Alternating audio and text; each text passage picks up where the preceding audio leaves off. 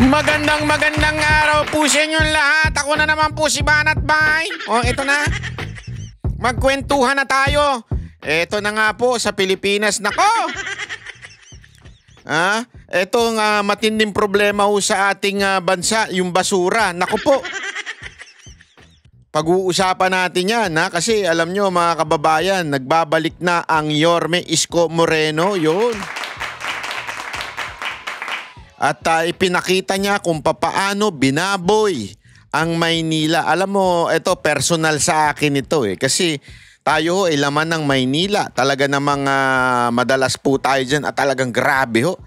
Grabe ho ang Maynila sa basura. Ang masama pa ho nito mga kaibigan, ang Maynila po ang pinakamuka ng Pilipinas. Ika nga. Bakit po? Ito ang kapital ng Pilipinas, hindi ho letter P.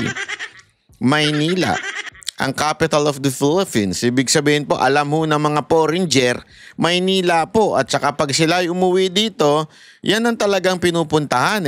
Pambihira ho. Nandiyan ho lahat ng mga magagandang kababaihan. So natural, dyan pupunta. Gago! Alam nyo, walang biro ho Sayang yung ginawa ni Yorme dyan sa Maynila, yung alam nyo yung Koreatown. Napakaganda sana ng Koreatown dyan talaga namang pagkapupunta kayo dyan, maraming kainan na masasarap talaga. Aside from sa mga iba pang masasarap na bagay. Pero hindi.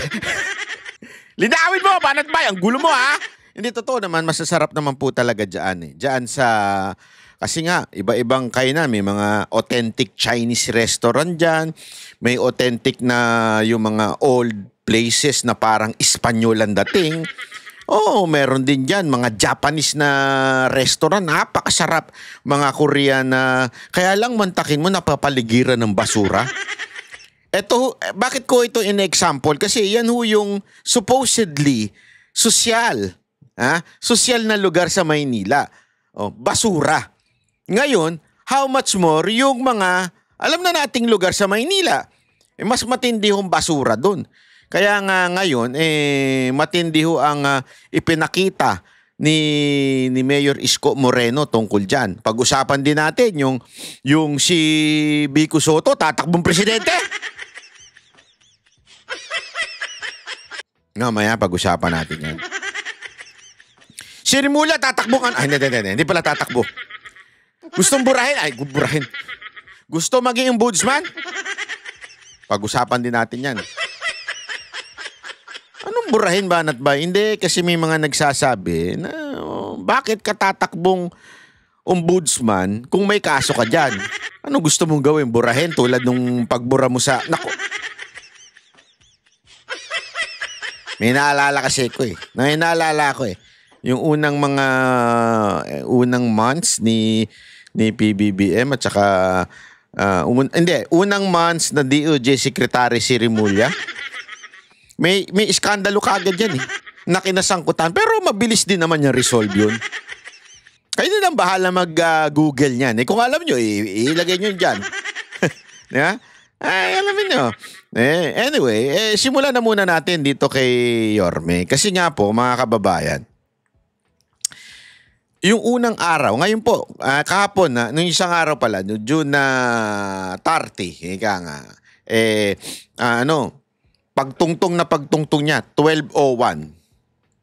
Siya po ay kagad ng nagtrabaho, nag-live at pinresinta niya at sinabi niya yung mga plano niya. At ang pinaka hinaing talaga ng mga taga Maynila na sa tingin ko, isa sa mga nagpatalo kay Lacuna ito. No. Alam mo, ang ano talaga, ang mundo, sabi nga nila, ang mundo nakakatawa. Bakit? Kasi si Lacuna po, isa hong doktor.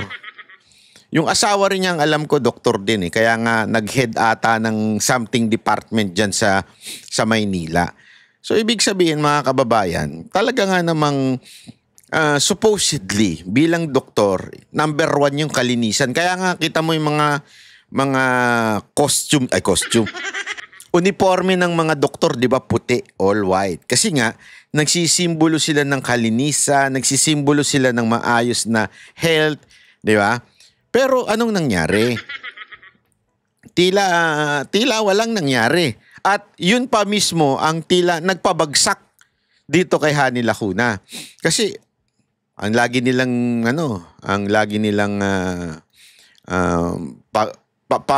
panira, propaganda labang kay Yorme ay yung utang. Tama, mali? O kahit nga yung isa pang piling rockstar eh. Yan din ang yan din ang bukang bibig eh. Utang, benta, ganyan.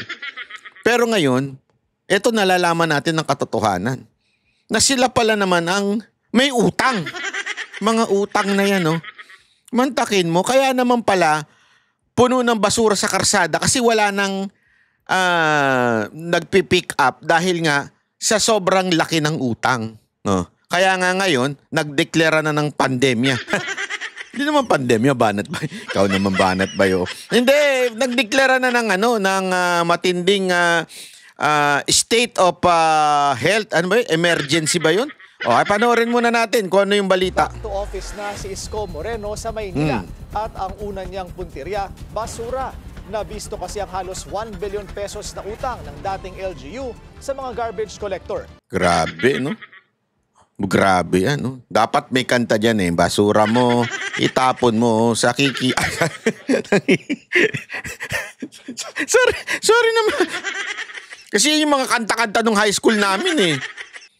Tuloy, nadadala ko ngayon. Narito ang agenda report ni Joash Malimban.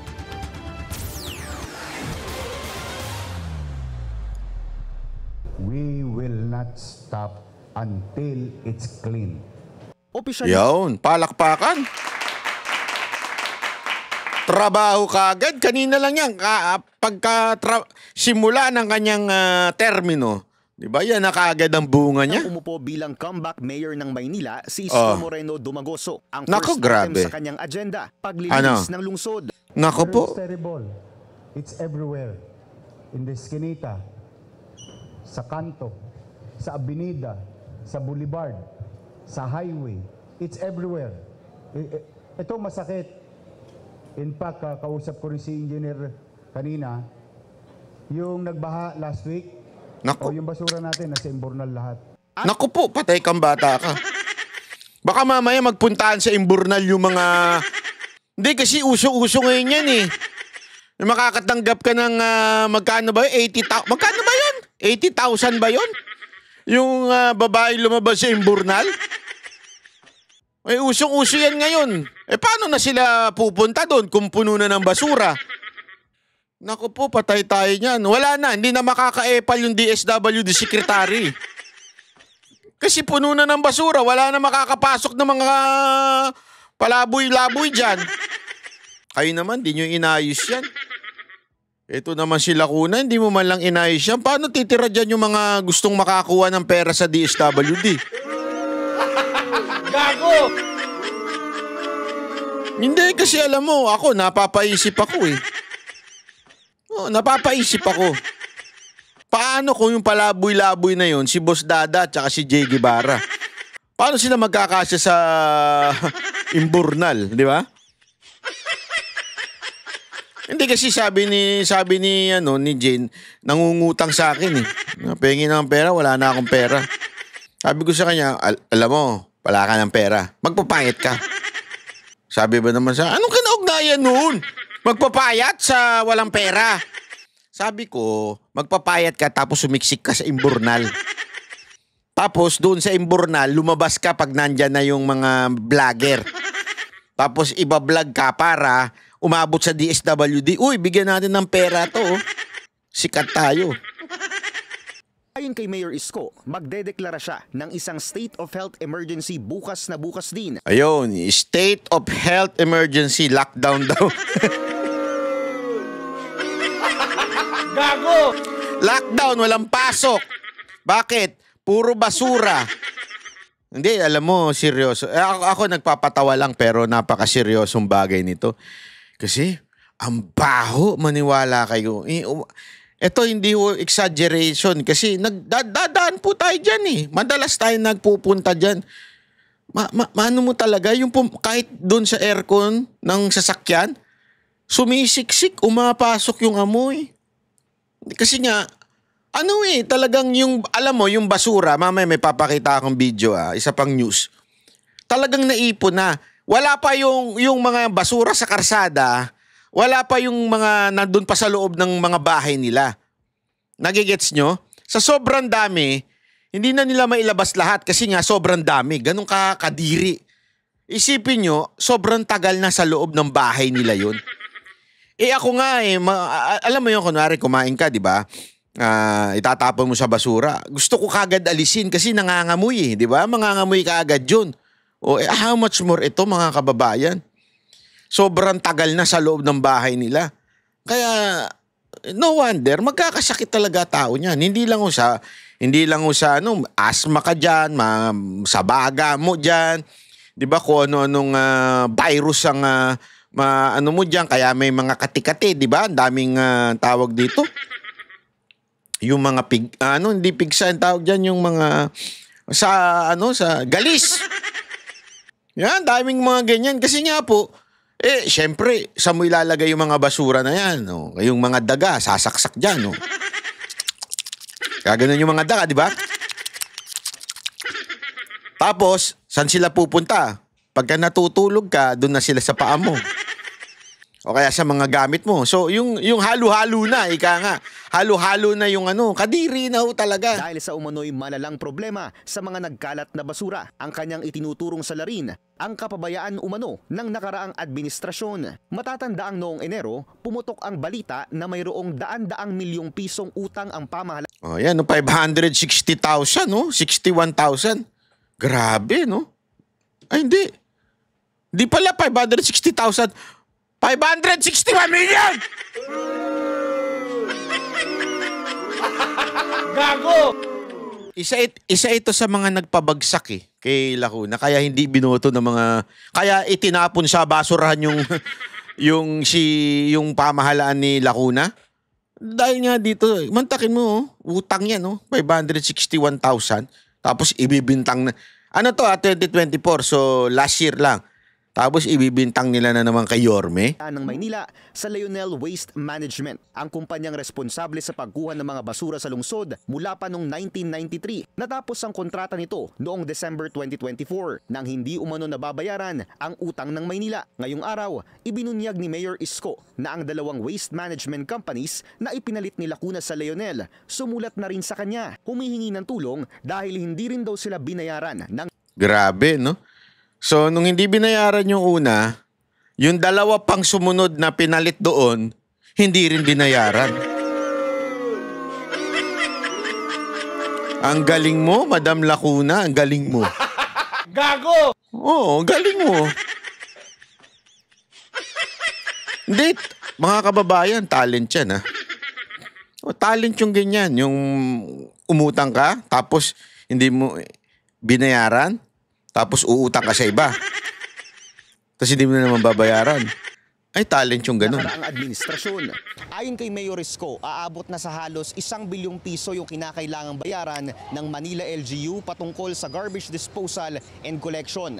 Marami raw kasing mga lugar tulad dito sa may Carlos Palanca, yung tambak-tambak na yung mga nakakalat na basura dahil sa aniyay mismanagement ng nakaraang administrasyon. Ngayong araw, nagsimula ng mangolektang muli ng mga basura ang Lionel Waste Management. Ang mga operasyon magpapatuloy mula alas 2 ng hapon hanggang gabi. Kahit si Mayor Isko sasama raw sa inspection mamayang 9 p.m. Naku! We will confront it today by 2 p.m. onwards hanggang madaling araw, hanggang gabi. Totoo ba yan? Ang siyudad ng Maynila ang basura. Totoo ba yan? Pangako ni Mayor Isko, hahabulin Totoo ba yan? Baka naman steer lang yan. nila ang lahat ng dapat na mapanagot sa anilay mismanagement ng waste disposal ng lungsod. Magsasampa raw sila ng criminal at administrative cases oras na mapatunayang may naganap na korupsyon sa nakaraang administrasyon. Para sa agenda, Joash Malimban, Billionaire News Channel. Naku, totoo ba yan? Yorme, baka naman ini-steer mo lang kami dyan. Hindi, baka naman ini-steer mo lang kami na hanggang gabi? Ay! Ano ba yan? Sandali! Hindi ka man lang nagpalit ng damit?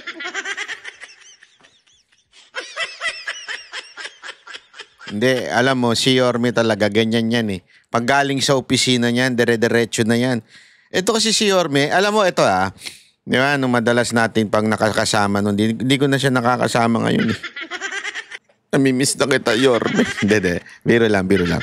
Nakasama naman natin siyang araw. Alam mo, ito si Yorme, ano ito eh, yung batang maligalig. No, walang biro ito yung tao na parang hindi mapakali nang walang ginagawang trabaho. Talagang, alam mo yung mag-iikot. Ganyan yan eh, na tao. Sobrang maligalig. Parang pwede mo naman iutos yan eh. Ganun, yung ang nakaraang mayor dyan, kumukuya-kuy lang eh. Sa kanyang napakagandang bahay. Ikaw, anong ginagawa mo dyan? Bakit ka nakasakarsada? Hindi, yan kita nyo naman Para tingnan tra. Pagpalasakitan na lang natin. Naubos na, gabot ko lang basura dyan, di ba? Antayin yung truck kami nag-iikot na yun 24 oras yan, di ba? Tutulong kami sa umayos ang basura sa yun ang maganda dito kay Yorme, no? Marunong siya makipag-usap sa tao. No, kasi alam mo, itong problema ng basura sa Maynila, mahirap po yan. Honestly, hindi mo yan magagawa na isang araw, 2 araw, 3 araw, continuous yan. At higit sa lahat, kailangan ng kooperasyon yan. Pag hindi nag-cooperate yung mga, minsan, wag na natin atin na lang to talaga. Wag mo niyang kikwento sa mga taga Maynila. Minsan talaga matigas din ang ulo ng mga taga Maynila. Ngayon walang biro, dyan sa Malate na lang grabe.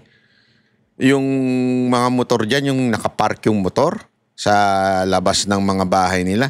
Hindi lang, okay lang naman naintindihan natin na kailangan talaga mag-park. Pero hindi, talagang mga 3 linya, sasakarsada na. Wala ka na madaanan. Minsan matigas lang talaga ulo. So, para ma-handle mo yan, di mo naman pwedeng wasakin, sunugin yung mga motor, di ba? Yung kailangan mong bilang mayor, bilang ama ng Maynila, yung respeto di ba? So, kung may respeto sila doon sa mayor, at kung paano pakikiusapan ng mayor yung mga tao. This time, kinakausap niya ata yung mga nangangalakal na wala namang problema. Kasi isang problema din yan, di ba? Yung mga nangangalakal, minsan talagang pag inano nila yung basura, talagang watak-watak. So kinakausap niya para ayusin yung mga dapat ayusin. At makikita mong yung mga tao, hindi sila yung tipong pasaway naman. They would cooperate. Kailangan lang yung bang tamang pagnenegosasyon mula sa kanilang tatay. Mula sa kanilang mayor. Para sumunod. Kasi ganyan yan Dapat kooperasyon mismo ng mga mamamayan. Hindi pa pwedeng puro ka lang utos, puro ka lang papadalain mo lang yung mga tao mong wild. May mga ganun yung mga, pasensya na minsan yung mga ibang implementor talagang grabe rin, inuutos lang. Ito, meron talagang makikita nila, concern sa amin yung mayor namin. Diba? Alagaan natin tong lugar natin kasi concern yung mayor sa atin diba? So, tulungan tayo. Diba? Ito, tuloy natin, tuloy. Ilang pakiusap ko, nandiyan na yan. Nasa sakyan yun, nakita ko na ito sa kanto. Ano po ba tayo po dito? Mamala.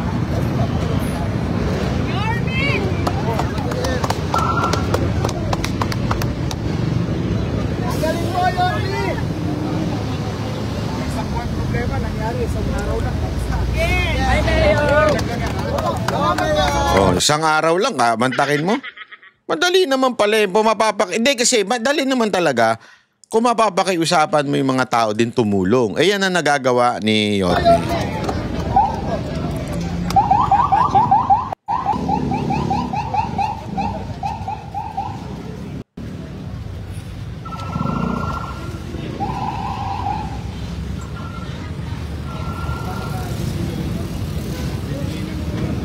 Okay lang sila nasa sakyan yung basura nila, pero walang naglalata. Make sure na darating. Ay,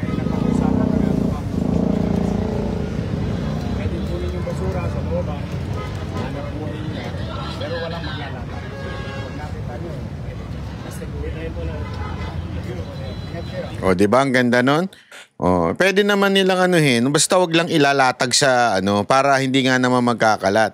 O, so napakiusapan nila. O, tapos ito naman, yung pulis naman. O, pagka ginawa, hindi sila sumunod, pwede, pinapaliwanag niya, okay lang. Pero pagka hindi naman, pag nilatag nila dyan, kastiguhin nyo na.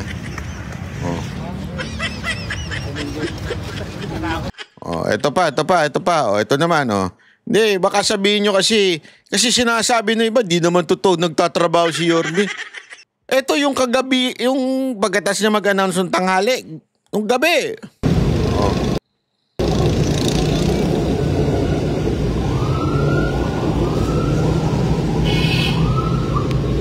Sigurado, inggit na inggit yung mga ibang dyan. Politiko, sabi. Hirap na hirap kami mag-pakyut. Hirap na hirap kami mag-video, walang nasunod sa amin. Hindi kasi ito as of now, nung dinownload natin ito, 1.7 million views na kagad, naku.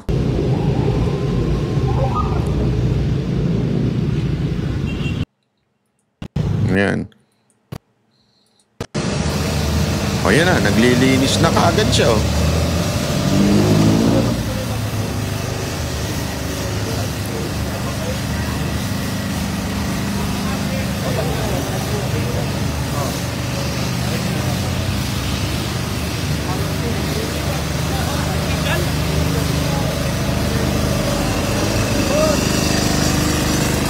Alam mo, yun nga hindi ko maintindihan, Hindi, kasi alam mo, tinext ko si Yorme kanina. Sabi ko, good job. Sabi ko, good job.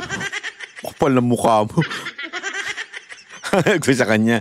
Tapos sabi niya, tindi ng basura. Grabe, sabi niya. Sabi ko naman sa kanya, alam mo, Yorme, hindi ko talaga maintindihan kung bakit ang simpleng bagay hindi nagawa. I mean, mahirap ba na i-maintain mo na lang yung nalinis ni Yorme noon? Nagigets nyo ba? Kasi mas mahirap yung from zero, lilinisin mo. Mahirap yun. Tandaan ninyo, nilinis ni Yorme yan nung kanyang 3 taon bilang mayor. Ngayon,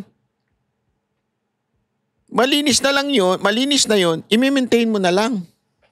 Hindi mo pa na-maintain.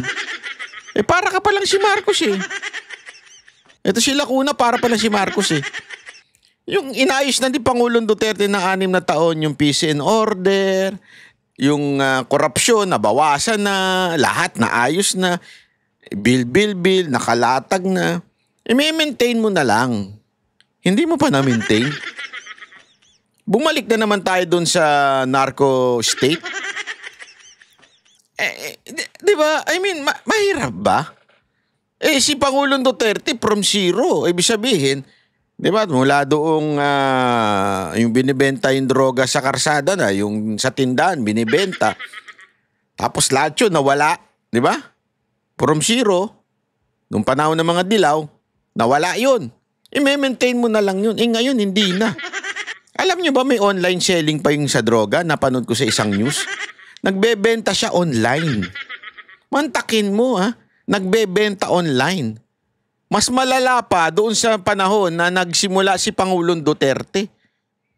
So, anong punto ko? Be-maintain niya lang, hindi pa nagawa noong ngayong ni Marcos. Para pala si Lacuna ito. Ito naman si Lacuna. I-maintain mo na lang yung kalinisang ginawa ni Yorme nung panahon na mayor pa siya. Hindi mo pa na-maintain. Kailangan na naman magsimula ni Yorme ngayon na linisin yung mga ebak, mga etchas, mga wewe.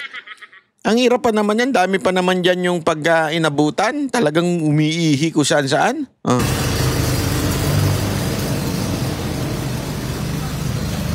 Kopya pare.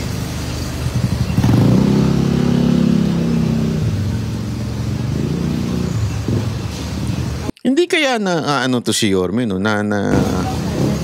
na didismaya na parang pagkatapos kong linisin to noon. Balik na naman tayo sa linis-linis. Hindi, kaya Yorme ako yung tulad nga nung sinabi ko sa iyo noon, di ba? 9 years linisin mo Maynila. Sabi ko sa iyo, pag napaganda mo ang Maynila, parang naging Singapore ang Maynila. Kasi idol nito si si Lee Kuan Yew. Pag kinausap niyo ito, parang si Lee Kuan Yew ito eh. Alam mo, pag napaganda mo ang Maynila ng for 9 years, ay maniwala ka sa akin, ikaw talaga ang ipupush ng mga Pilipino na masumunod na presidente kay VP Sara Duterte. Ngayon nga, dami nang sising-sisi. Dapat si Yorme na lang binoto namin. Kasi naman sinabi ko naman sa inyo yan eh. Di ba? Sinabi ko naman sa inyo yan. Ayaw niyong maniwala eh. Gusto niyo unitae. Bangag. Ay, di bangag. Sorry naman.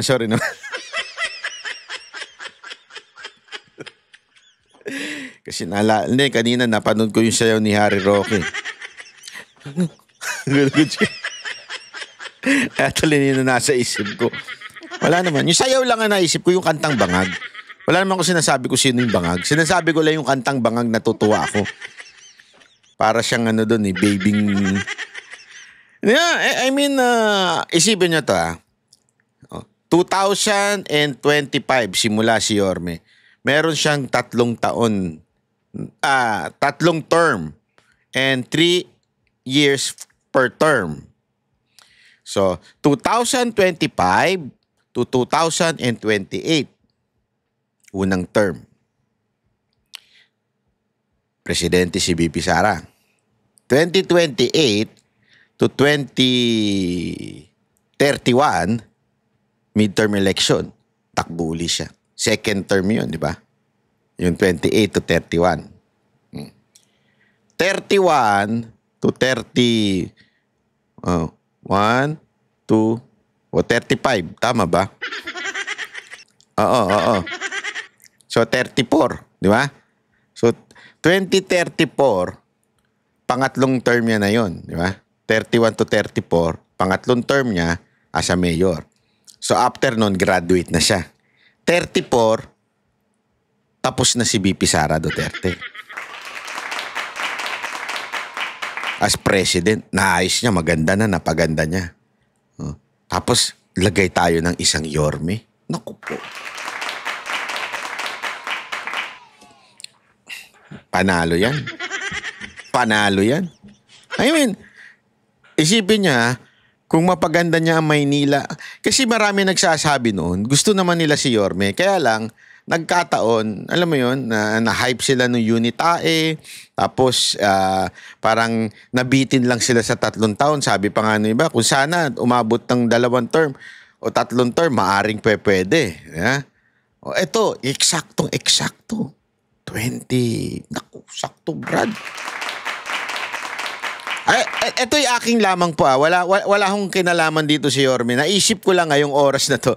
Naisip ko lang na sakto Pagkatapos ni VP Sara Duterte, we need a leader na would maintain and improve pa yung ginawa ni VP Sara Duterte.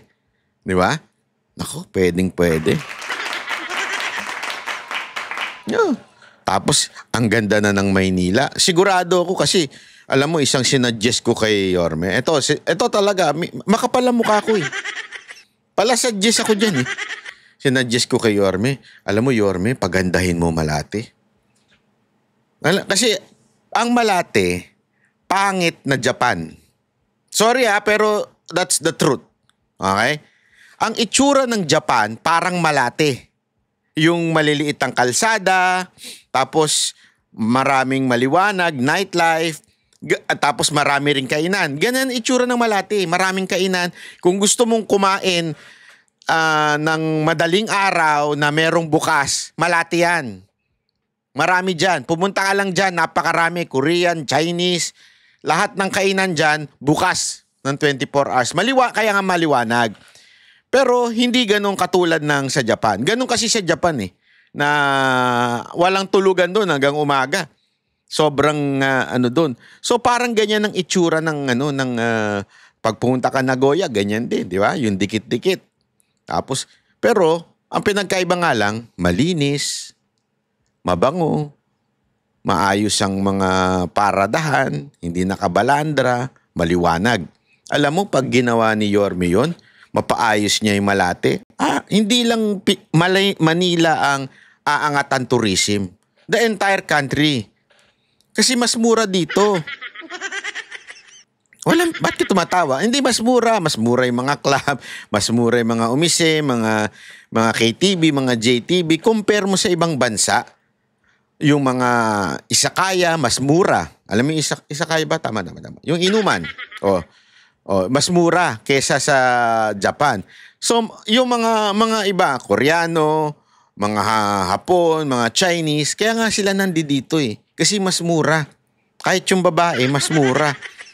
I mean, yung mga ka-table nila, hindi ko alam eh kasi hindi naman ako nagpupunta sa mga ganyan. Wala akong kalam dyan eh. Nagpupunta lang ako sa mga ganyan pagkakasama ko yung mga Hapon kong mga tawag dito, yung mga Hapon na mga kanegosyo ko. Yeah. So, pupunta lang tayo doon. Pero kaya natin nalalaman, ibig sabihin, bakit nila gusto dito?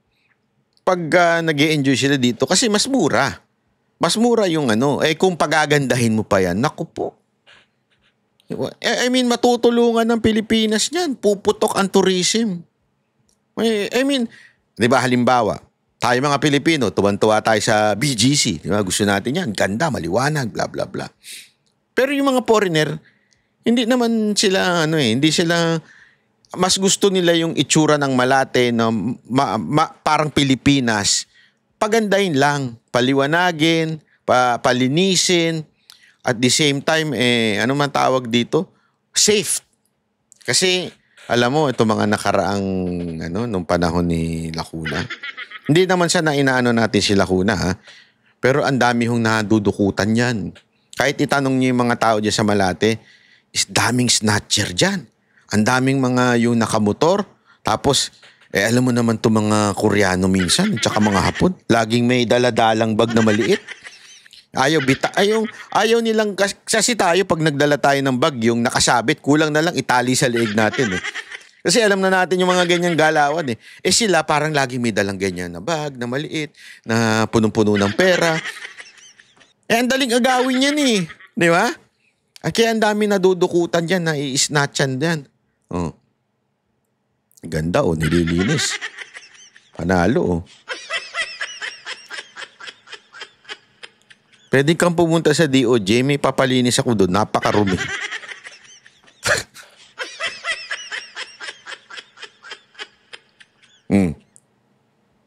No. Yan, grabe, pati sa loob ng basura. Saan to? DOJ to eh. DOJ nga ba to? Hindi ako sure. DOJ ba ito o... Tama. DOJ o NBI? Hindi ko alam ha. Hindi ko maalala eh. O Supreme Court to. Hindi ako sure ha. Basta. Anyway. Ito pa, may isa pa. May isa pa tayong mayor na tinitignan. At masasabi natin ako ito Ito, iba kulay nito noon eh. Pero ako nagugustuhan ko ito pag nakikita ko mga interview niya. Sabi ko itong taon to, meron tong future. Meron to. Kaya lang, ang galing din ng niya. Tingnan niyo, pakinggan niyo ito. Ito, pasok. Pasig City Mayor Vico Soto rules out running for any position in 2028. During the turnover ceremony for incoming elected officials on Monday, June 30, Soto categorically states he will not run in the 2028 elections. He does not elaborate further. 2028, hindi ako tatakbo. Ngayon pa lang sinasabi ko na sa inyo. Yun. Kaya malaya akong gawin kung anong tingin ko ang tama. In an interview with Inquirer.net in May, Soto said he held a different perspective from those who want... Ito. Marami kasi nagpupush dito na tumakbong mayor. Alam nyo, meron akong mga kaibigan na taga-Pasig. Tinatanong ko kasi, siyempre, napapadaan din tayo dyan pag dumadalaw tayo. Basta. Napapadaan tayo dyan. Alam mo, naaayos unti-unti. Nakikita ko yung mga pag-aayos. Pero nung tinanong ko isa kong kaibigan na taga-Pasig, ang isa sa mga sinabi niyang maganda at naayos, sabi niya, maraming na nahihirapan dyan. Sabi ko, paano naging maayos yun? nahihirapang mangurakot dyan sa loob, maging korap dyan sa City Hall. Nawala ng negosyo yung mga fixers, mga korap dyan. Kasi may mga kakilala siya eh. Nagtatrabaho din to sa gobyerno eh, sabi niya. Wala nang yung mga ano dyan. Wala nang negosyo. Yung mga korap dyan. Oo, sabi niya, naayos yung City Hall. Yan daw ang inuna ni Vico Soto. Yung corruption mawala sa City Hall. Alam mo, nakakatuwa. Kasi, yan ang isang bagay na yan ang isa sa mga bagay na nagugustuhan ko sa isang tao na politiko. Yung malinis sa korupsyon. Alam niyo kung bakit? Kaya nga natin nagustuhan si Pastor Kibuloy. Bakit? Dahil ang ganda nga, di ba, nung kanilang community. Tita mo sobrang linis, ayos. Yan ang resulta ng zero corruption. Napaka-importante kasi ng walang korap eh. Mahirap yung magsasabi ka na yung kailangan ayusin to, kailangan alam mo yung mga mabulaklak na pangako ng mga mayor, di ba? Mahirap gawin yun kung meron korupsyon sa loob ng City Hall. Yan din ang inuna ni Pangulong Duterte. Naalala nyo, nung mayor siya ng Davao City, yan ang isa sa mga inuna niya aside from yung safety ng kanyang lungsod. Yung korupsyon. Di ba ayaw niyang nagtatagal yung papel sa isang opisina, isang departamento, at pag nagtagal, meaning nag-aantay ng ganun yan. Kasi nga mga kaibabayan, isa sa pinakamahirap na pagsubok sa isang public servant na tulad ng mayor ay yung pang-aakit ng pera. Kasi sa pera, maraming nasisilaw talaga. Yan ang katotohanan. As a matter of fact, it is sabi nga, di ba? Yan ang love of money is the root of all evil. Ibig sabihin, lahat ng kasalanan, lahat ng evil, tulad ng tanim witness, yung mga ganon, ang root niyan, love of money. Ibig sabihin, nandyan pumapasok yung pag may love of money ka, corruption. Itong Pasig daw, kwento ng mga taga-Pasig sa akin, talagang nalinis daw ang City Hall. Alam mo, dun pa lang, makikita mo na kaagad yung leadership quality, yung karakter nitong mayor na to. Kaya ako natutuwa. I don't care kung whatever color siya. Di ba? Sabi ko nga sa inyo, pag tama, palakpakan, pag mali, banatan. Wala akong pakialam kung siya'y pink, dilaw, o whatsoever, as long as you are serving the people, the Filipino people. Kasi nakakapagod na eh. Nakakapagod na corrupt ang nasa pamahalaan. Yung tipong 150 lang ang halaga. Iboboton, iaano mo na yung prinsipyo mo. 150 million. Diba? Mahirap yung ganun ha.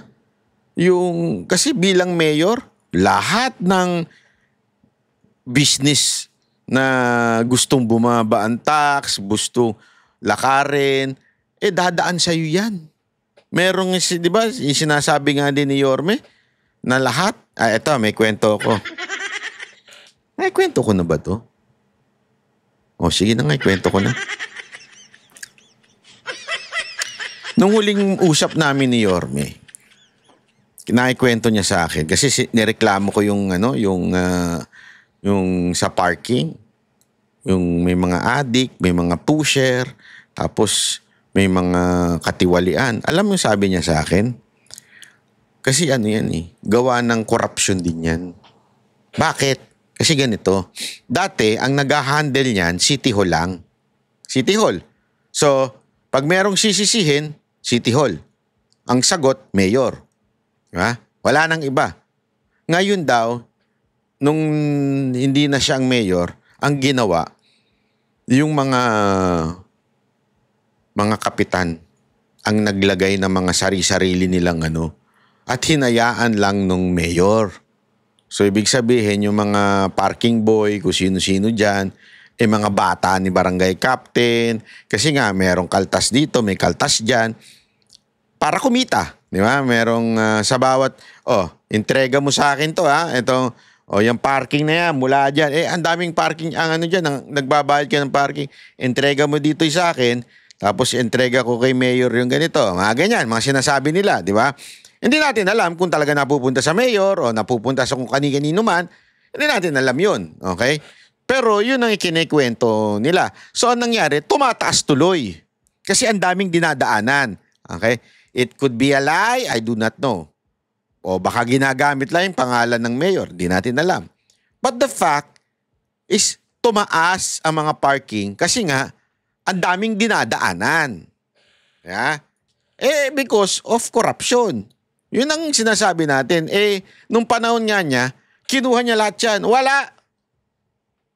City Hall ang maniningil sa bawat which is mas maganda kasi diretso lang sa City Hall. Doon mamomonitor mo kasi naka-audit yan. Kaya nga nung panahon niya, merong resibo.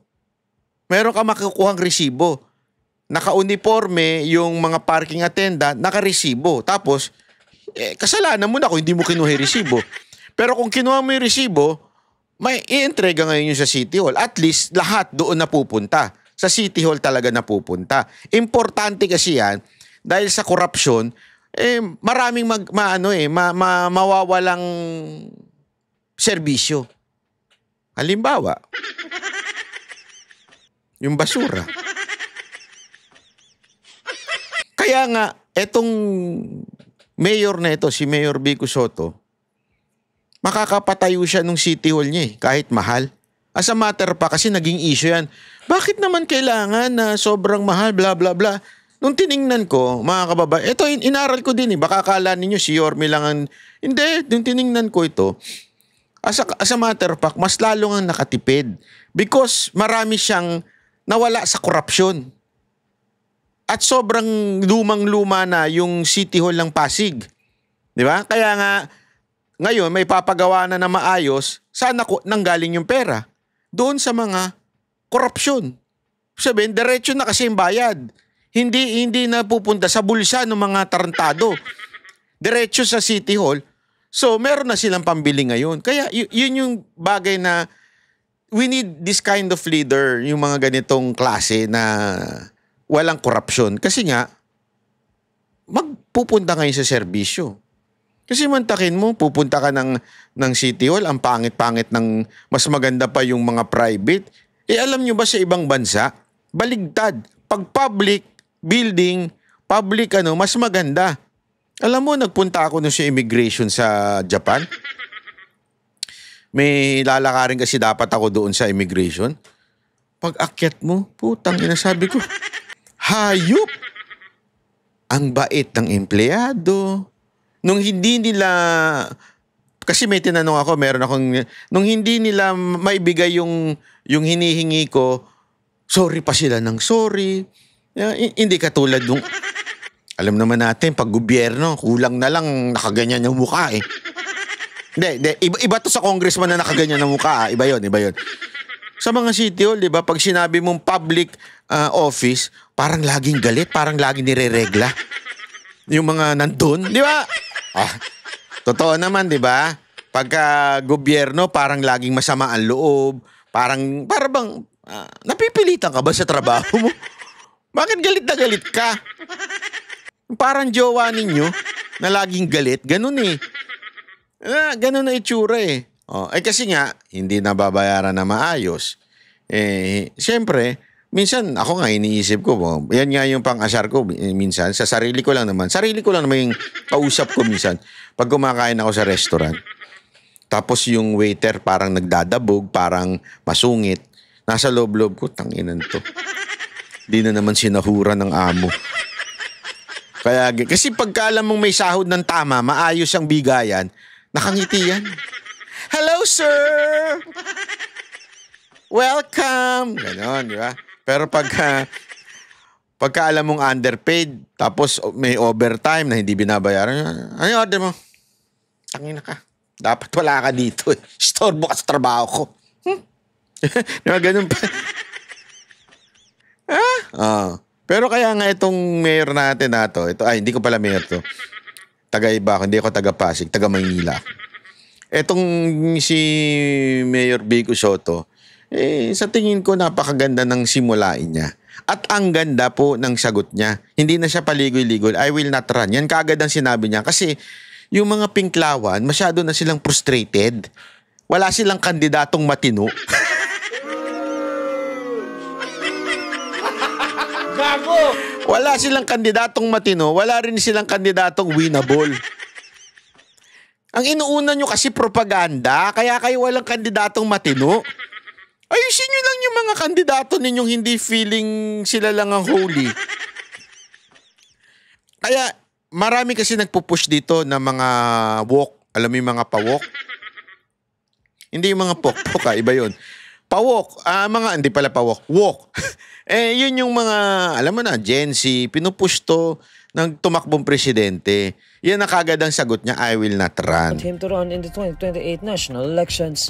He said that being a politician doesn't mean they should always be seeking to rise in power. Tinitingnan ko na magiging role ko in the next, after the 3 years, medyo iba dun sa iniisip siguro ng maraming tao. O kung sino yung mga sinasabi nyo na nagsasabi ng ganyan. Medyo iba yung perspective ko. Hindi man porket politiko ay dapat pataas ka ng pataas eh. Ayaw nyo nga ng traditional politics, di ba? Yan ang tanong ko sa mga, ayaw nyo nga ng trapo, di ba? So dapat, hindi laging ganun yung pag-iisip. Soto is now Yan. Alam mo, yan yung bagay na sinasabi ko rin sa inyo dati, di ba? Yung mindset ng mga politiko natin eh. Kailangan paangat ka ng paangat. After mo maging konsehal, kailangan congressman ka naman. Pagkatas mo congressman, mag-mayor ka naman. Pagkatas mo mag-mayor, tumakbo kang senador o alam mo yun, mga ganun. Pag wala ka na mapuntahan, parang kailangan umangat ka ng umangat. Kung hindi naman umangat, tumagal ka pa rin sa politiko kahit wala ka na, sa politics. Kung halimbawa, senador, biglang tatakbo na lang ng mayor kasi tinapon na. Sabihin, tapos na yung term niya ng sa Senate, tatakbong mayor, buti nga, hindi nanalo. Malapit yan, bandang Makati at saka bandang Marikina. Di ba yung hindi naman talaga yun ang linya mo. Gusto mo lang. Gusto mo lang biglang, kasi nga, kailangan tumataas ng tumataas. Hindi ganun yun eh. Hindi ganun yun. Kaya ang ganda na sinabi ni Vico eh. Ayaw nyo ng trapo, di ba? Pero gusto nyo tumakbo kung higher position for the sake of para lang tumakbong higher position. Sabi niya nga, iba yung nakikita niya sa sarili niya. Malay mo, di ba? Marami. We do not know kung ano pa yung maaring gawin niya na pwedeng, di ba? Para lang mapatunayan niya kung ano yung papaano magserbisyo ang isang tunay na public servant. Sana talaga, at ako, Vico, hindi tayo magkakilala. Sa matter of fact, basta hindi tayo magkakilala. Magkaiba tayo ng kulay. Pero gayon pa man, I support yung ganyang klaseng paninindigan mo. Sana lang, talagang panindigan mo yan sa 2028 na hindi ka tumakbo. Huwag ka magpapabuyo doon sa mga pinklawan na kasi masisira ka eh.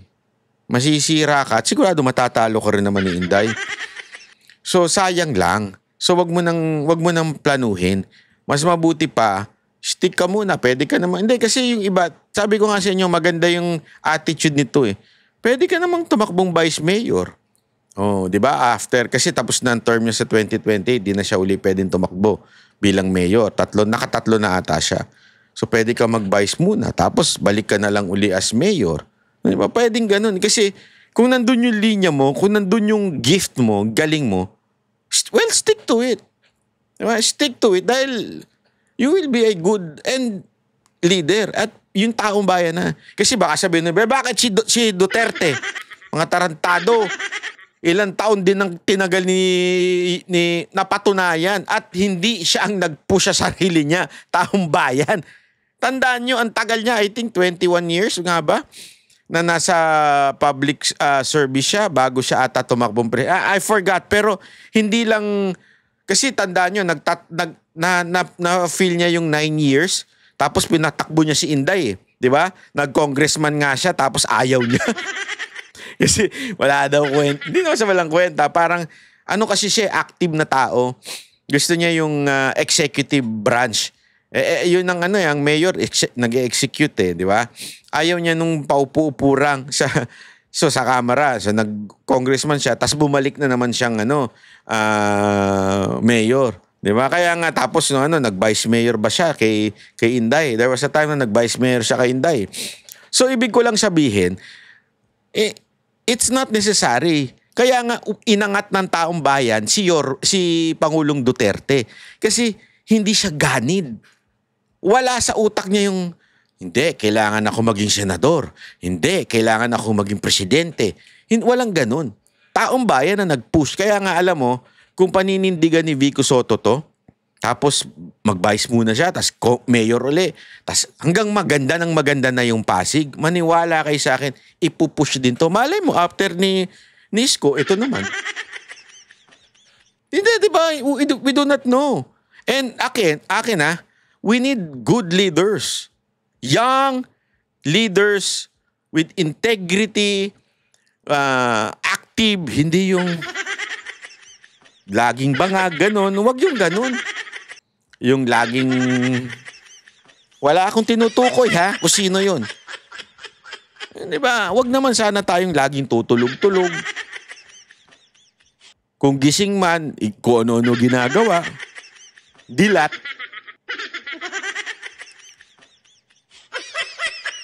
Pag-usapan naman natin itong si eto pa.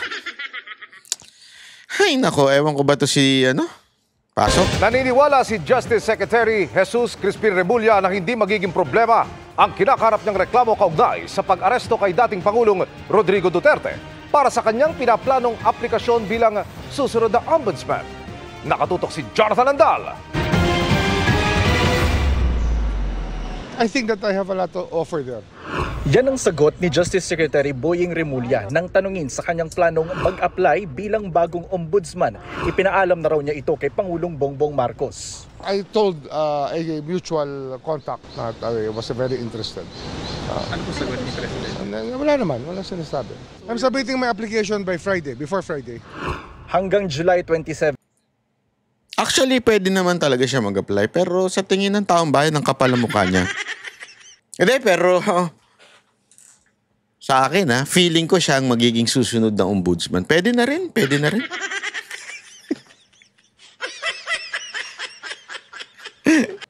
rin. Patay tayo dyan. Hindi kasi, ewan ko na masyado akong nahihiwagaan sa gobyernong ito. Honestly, isipin mo.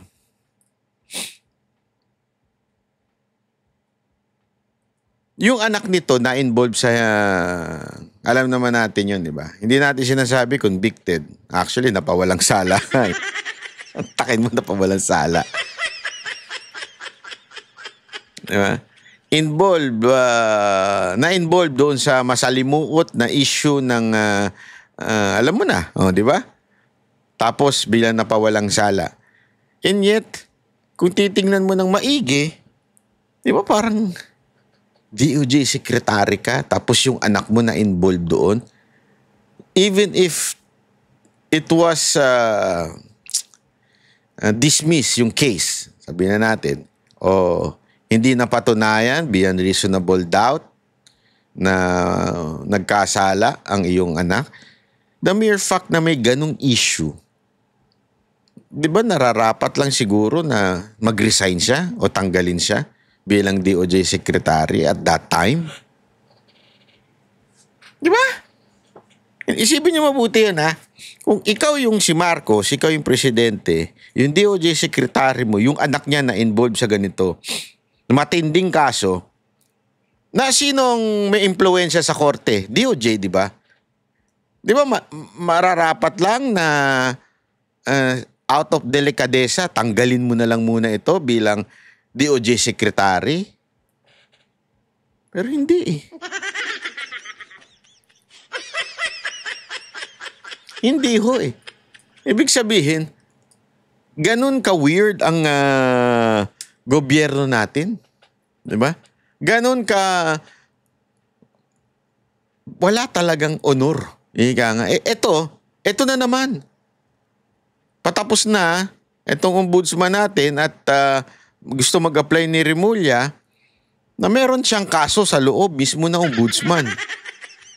Kaya nakakatawa kung ito ang magiging susunod na ombudsman. Ang termino ng kasalukuyang ombudsman na si Samuel Martires. Ang mga gustong pumalit sa kanya may hanggang Biyernes o July 4 para magpasa ng aplikasyon sa JBC o Judicial and Bar Council na siyang sasala at magrerekomenda sa Pangulo ng mga pangalang pagpipilian nitong i-appoint bilang ombudsman.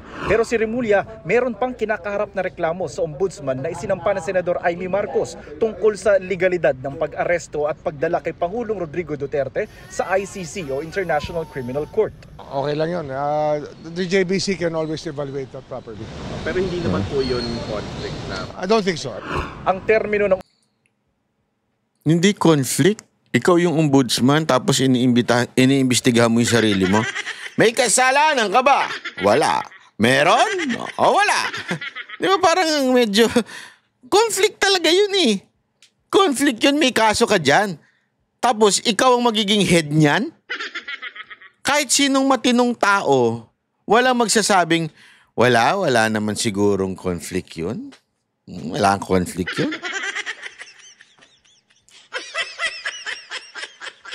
Parang merong contest, di ba?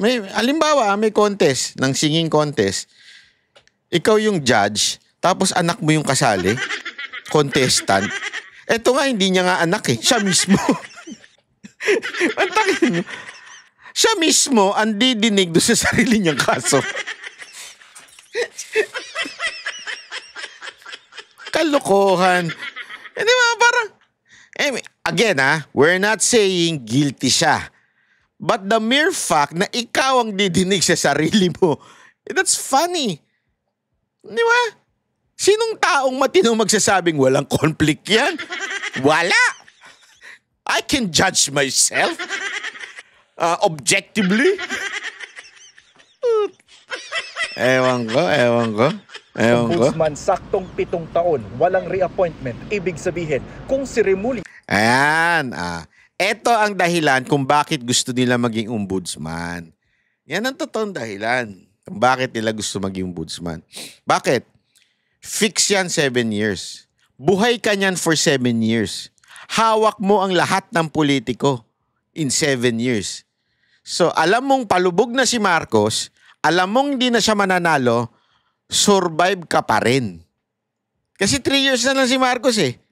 Ikaw, tatagal ka pa ng for another 4 years. Imaginein mo, 3 plus 4, buhay na buhay ka niyan. Ikaw ang may say sa mga kaso ng mga politiko, mga government official. Hawak mo sila sa liig niyan.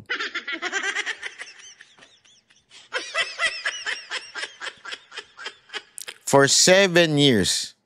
Ako, sa tingin ko, yan ang dahilan bakit gusto mag-apply. Aside from doon sana meron siyang kaso doon, kasi yan ngayon, kaya nga sabi ko, conflict of interest yan. Dahil may kaso ka. So, iisipin talaga ng tao, pag ikaw nilagay dyan, wala na. Pangalaw, pati yung mga kasamahan mo, na kinasuhan, alam ko pati yung kapatid mo nandyan, di ba? So, ibig sabihin, talaga namang wala na. Pangalawa, mantakin mo na 7 years kang mag-i-stay dyan. Ha? At ayan ay fixed term na yan. Ibig sabihin, hindi ka pwedeng tanggalin ng susunod na presidente. So, lahat kontrolado mo na. So, sa tingin ko, yan talaga ang dalawang dahilan kung bakit gusto ni Remulla maging ombudsman. Kasi palubog na si Marcos eh. Ano ibig sabihin ko ng palubog na? Hindi na, ano na yan? Hindi na mananalo yung... Wala na. Ako, sigurado ako, wala sa kampo ni Marcos ang mananalong presidente. Wala. Kaya nga ang usapin niya, alam nyo ko, no? Na ano niya si Leni Robredo eh. Para may chance. Sabi ko, kadiri naman yun. Ay, grabe ho yun. Parang yung tae talagang kinain mo na. Mantakin mo, kalaban mo siyang vice president noon. Mantakin mo, dati mo siyang talagang binabanatan din. Lahat, inakusahan mo pa nga mandaraya eh. Di ba? Kaya nga kayo nagreklamo ni Attorney Vic for a long time, di ba? Dahil nga sa inakusahan nyo ng dinaya kayo ni Robredo. Tapos ngayon, yung iba kinukonsider na tinutulak ha. Hindi ko sinasabing umuo na si Marcos ha. Tinutulak ng mga dilawan, ng mga pinklawan na sana si Leni Robredo ang i-endorse ni Marcos.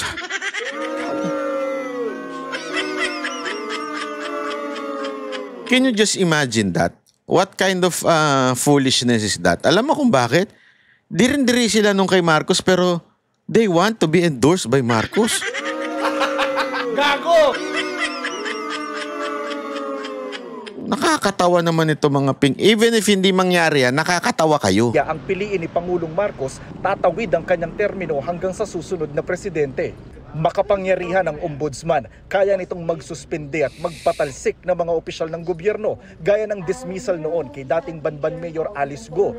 Pwede itong magsagawa ng investigasyon, may reklamo man o wala, lalo na sa mga kaso ng pandarambong, korupsyon, pag-abuso sa kapangyarihan at paglabag sa tungkulin. Kabilang dyan ang mga impeachable official na maaaring investigahan sa kasong serious misconduct para sa pagsasampa ng impeachment complaint. Independent body rin ang ombudsman. Wala ito sa ilalim ng kapangyarihan ng presidente o ehekutibo, kongreso at kahit pa ng hudikatura. Hindi rin ito kailangan sumalang sa confirmation ng makapangyarihang commission on appointment kahit pa ina-appoint ng presidente ang pwestong ito. Ano naman kaya ang plano ni Remulla sakaling maging ombudsman? I have my work cut out for me. I have to talk to the JBC about it first. I think the JBC is in the best position to appreciate whatever I have to offer for as ombudsman. Tiwala raw si Remulla na iiwan niya ang DOJ na organisado. Anya, sakaling siya ang mapiling ombudsman, meron na siyang mga pangalang irerekomenda sa Pangulo bilang kapalit niya sa DOJ. Para sa GMA Integrated News, Jonathan Andal, nakatutok, 24 oras. Grabe, no? Sino kayang ano nito? Hindi, actually, hindi pa natin pinag-uusapan yung qualification niya, ha? Sa qualification pa lang, di ba, ang dami ng sablay nito. Sa kaso ni Tebe, sa kaso ng KOJC, sa kaso ni Pangulong Duterte. Ang dami sablay nito eh.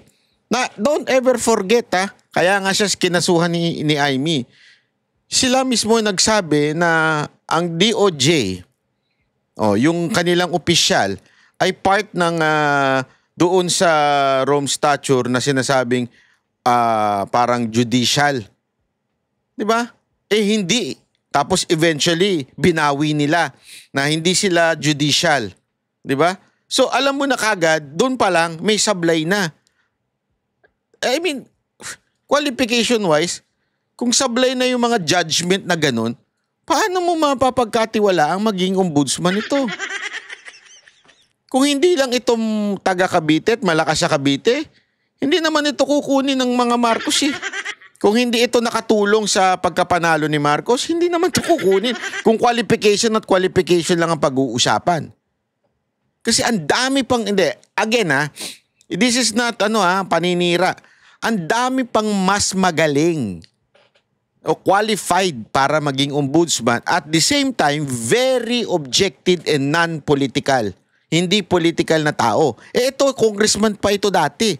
Political sobra ito. Family na Remulla, very political.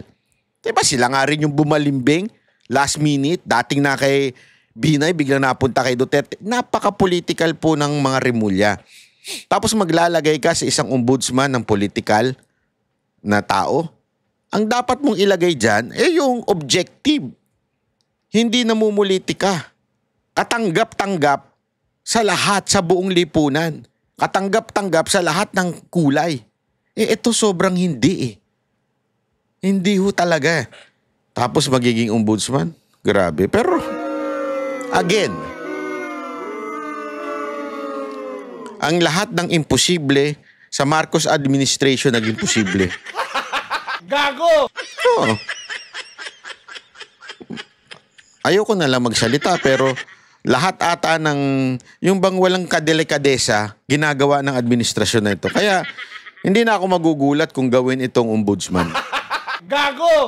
Ay, totoo yan. Oh. Anyway, maraming salamat po. Magkita-kita ulit tayo sa susunod na ano. Sana naman po mag-subscribe kayo. At kung gusto nyo at supportahan si Banat Bay, magpa-member naman kayo. Pero kung ayaw ninyo, wala namang problema.